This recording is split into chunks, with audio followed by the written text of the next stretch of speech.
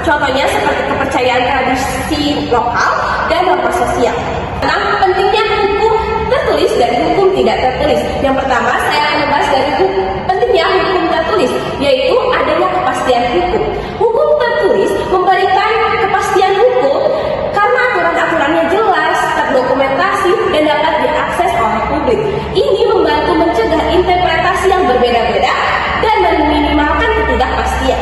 Yang kedua, yaitu pentingnya hukum tidak tertulis, yaitu akan adanya fleksibilitas dan adaptabilitas.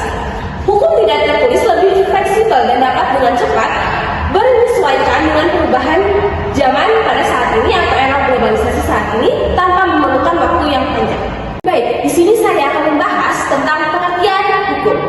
Jadi di sini banyak sekali ahli hukum yang berpendapat tentang definisi mengenai hukum itu tersendiri. Di sini saya mengambil dua pendapat ahli, yaitu dari John Austin dan Thomas Hobbes. Di sini saya akan membahas dari John Austin.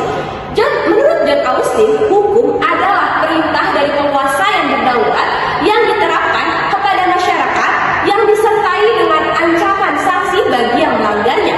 Yang kedua, yaitu Thomas Hobbes, hukum adalah perintah yang dibuat oleh pihak yang memiliki kekuasaan tertinggi di dalam suatu negara untuk mengatur kehidupan masyarakat.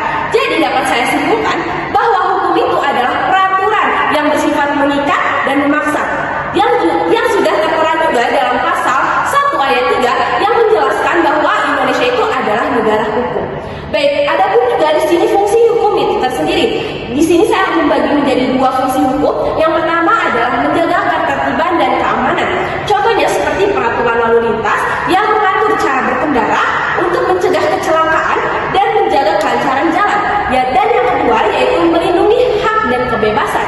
Contohnya seperti Undang-Undang Dasar yang menjamin hak-hak asasi manusia dan undang-undang yang melindungi konsumen dari penipuan.